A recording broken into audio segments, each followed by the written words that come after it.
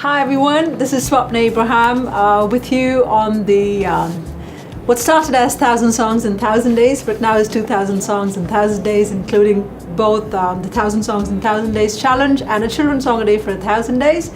And today, on the 56th day, the 2nd of June 2017, I have with me our VIP witness guest for the day.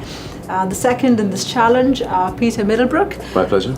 Goes also by the name of Jamie Middlebrook. Peter is a very successful and accomplished business person, and several other things, most spectacular, but he's also a singer-songwriter. In the old days. I'm still in the game in part, yeah. Absolutely, going by the name of Jamie Middlebrook, of the Violet Symphony fame. Possibly.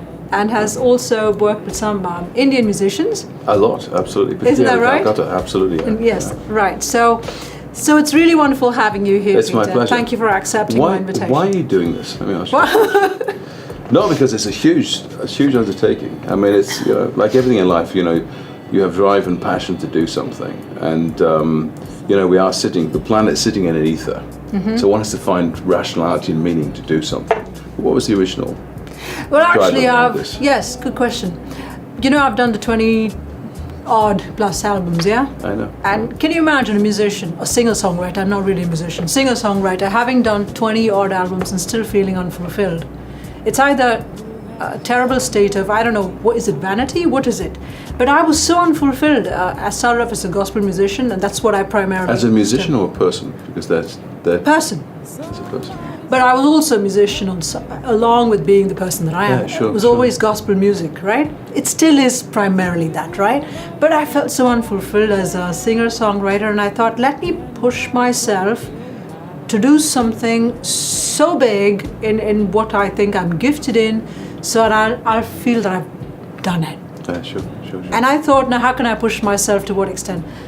1,000 songs in 1,000 days. I actually just thought about it like that. Sure. Of course, the Scheherazade story of the Arabian Nights, mm-hmm. a lady who told the king a story a day and saved her life. Mm-hmm. And I thought, let me do this. So I tried it for 3 days and it worked. Yeah, and I'm like, I'm going to do this. So that's how it started, the idea. Okay. I was quite sure nobody had done it. No, that's definitely unlikely, I would imagine. Yes. I thought the same, right? Sure. So I started applying to world record organizations, and I heard from one that this couldn't be done. Then I heard from another that it could be done. So I'm like, all right, so it is a world record as well, but that was not the initial motive. Okay. So, but as you can see, there's a very nice phrase. I always remember Rumi, the Persian poet. Mm-hmm. He said in one of his many poems, he said a very profound thing. He said that many things in the future are definitely going to happen, so treat them as if they're already here. What that means is, when we die, which is inevitable, right? We remember what? The people we loved, yes. the people who loved us, mm-hmm. and the difference we made. And the sum total of everything prior to that, at that moment, becomes right-sized in the fact that life is full of things which aren't particularly meaningful necessarily. Right. So it's all about memories, and it's all about how you fundamentally change something. So I'm going to ask you a second question, which is interesting. There's the challenge, I'm sure, the routine and the administration of this challenge, which I'm sure is very rigorous and quite hard. Right. What are your expectations of the how many the million thousand songs you're doing, of songs that might be still brilliant songs? Right. Because normally, as you know, inspiration is something which, Yes, it's spontaneous. Yes, you don't create it. You don't choose inspiration. The 5 minutes happens. Chooses you. Yeah. Yes, absolutely. So, and that's still possible here. But from what you've done so far, would you get a sense of, outside lots of songs, which should be, I'm sure, very good songs because you're a brilliant musician, but unique songs that might still be inspired? Do you get a sense that might be possible to coexist in both bulk and... What is the reality of this challenge is you can't go by inspiration. Sure. You're going by discipline. So you decide at a certain time every day you're going to be there doing this. Facebook Live goes on, and that's when you even decide what you're going to write about. Right. So it's not at all by inspiration, it's just by discipline. Okay. And I was very particular that no matter what it took, I would never write a bad song.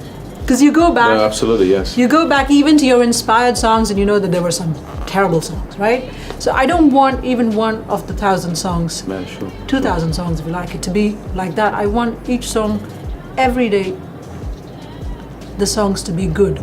Now that is really And difficult. are they going to get shorter and shorter songs over time? You're going to end up with 10 seconds.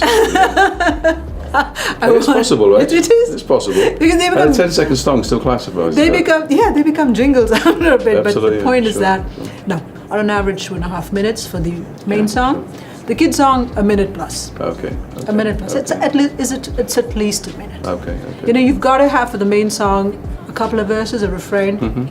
Odd day you have a bridge. And this is really important for me, Peter, that I have to write a good song. So do you know other crazy people like yourself?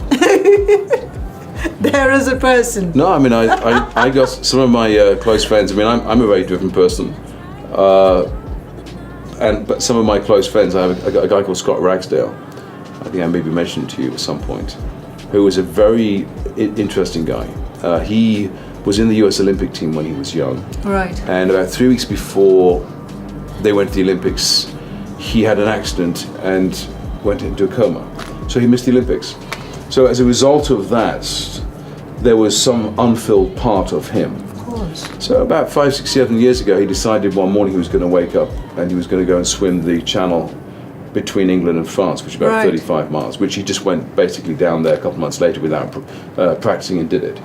And then he decided to do the triathlon in all 7 states in the UAE, which he did back to back.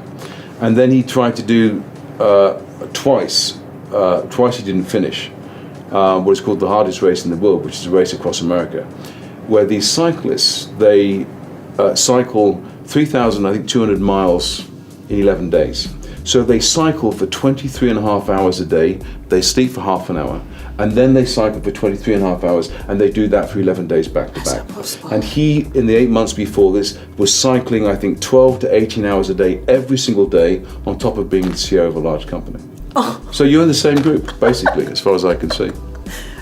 That is almost impossible. What you just told me.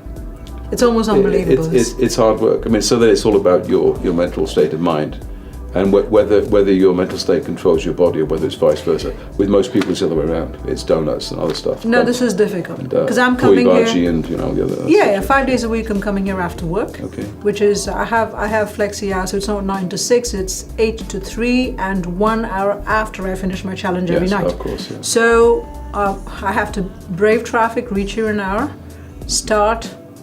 And you see, you have all these apprehensions. What if a cable's not working? What if Pro Tools, the software doesn't work? What if the keyboard's got a problem? This, that, and then Facebook Live has a problem. This video flip, that. There's always something or the other that could go wrong.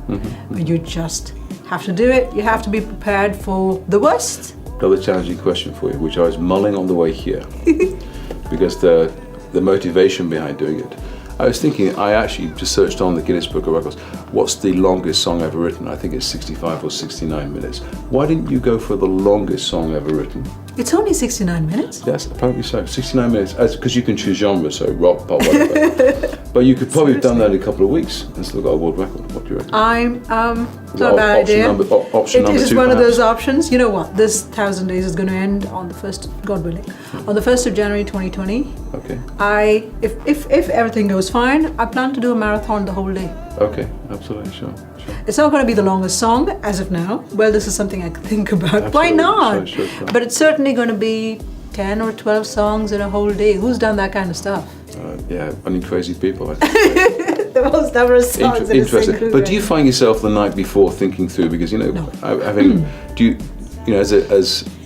at some stage in my life, I was very much more actively involved in music, and a song is a story by itself, and it picks up on some element, whatever it is. And for me, it was always about love and other things. But do you find yourself the night before, even subconsciously thinking through about what a song may be about, or do you just come and get into the mechanics of it? There are more than enough apprehensions on the challenge. The last thing I want to be bothering me or bugging me on a daily basis is wondering what I'm going to write about. Okay. That's something that I just don't even want to think. Incidentally, I've been receiving a couple of requests, but even those requests, I need to feel the inspiration when I'm sitting there, right? Yeah, sure, I can't work on the. If I've worked on it, then I've beaten the challenge. It's gone. So one is it's against the rule that you can't pre-work. That's okay. So when you're there, I may think about. It's against the rules. I mean, it's against the rule that I had in mind when I set out on this. Every day, a new one. No pre-work. Driving back from work, I may think about what to write about. It happens. I may start thinking about a melody on the way back. That's why on certain days, I will not select. I start off with the default piano. I may select guitar. I may actually look up a beat that sounds good for what I had coming in mind, but I still don't know what the song is. So, no, when you're doing this on a daily basis, believe me, you don't want to think about it the previous day. Sure. In fact, the previous day's song will sort of roll over into the next day, and that's terrible. Sure. Yeah, you need a gap between two songs. But then again, you see on the creative process, I mean, all albums, the best albums are the first 4 or 5 because people are young, they're raw, they have a great deal of appetite. And whatever they bring to the world comes out uniquely in that space. Correct. Which is why, I think, for any artist or band in history, it's always been the case. Now, you then may have a specific sound and everything else, and you can do that. But inspiration, because every human is very much an individual, and they bring their own narrative into play. But so, separate question: do you have a favorite song you've written so far? On this challenge? Yeah. Oh, what? There are quite a few. Oh, you can only have one favorite. That's a whole By point. marriage. That's Be very careful on these things. Yeah. That's the whole point. 55 days, and I've got a red icon, which is my favorite, and I've got at least 10 favorites. You can't have 10 favorites at 55 days. So You see, that's like choice, yeah. what kind of a ratio is that? So. Certainly, the song that moves me the most is the shortest song of the challenge so far. It's a song called Hallelujah. It's a gospel song. Okay. And I listen to it, and I just feel like it came straight from heaven or something. Yeah, sure. That's what's moved me the most. There have been some really good songs, dedications, written on request, but the one that I just know is something incredible that I can never come up with is that one. Yeah. It's the shortest one, and I wrote it so fast. So how are you financing all this? What do you mean financing all this? I mean, like all this stuff, it takes time, money and everything else. HSI Events, where we're sitting right now, this is their office. This is a partnership with them. They're friends of mine, but we're also associates on this project. Okay. And so far, everything has been shared. Whatever we've had, I had to make a certain application with a certain world record organization. So that I took care of that. But there have been a whole lot of things, from the software, a new laptop. Yeah, keyboard. I know it's not cheap. It's all the stuff. So it's between the both of us. Okay. And there's been no.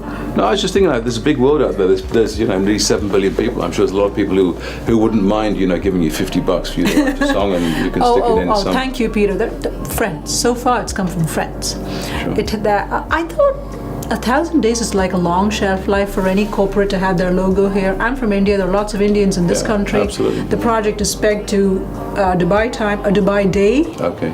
It's an Indian expat doing it in the UAE. Yeah, sure. Time to end with the launch of the Expo 2020 year.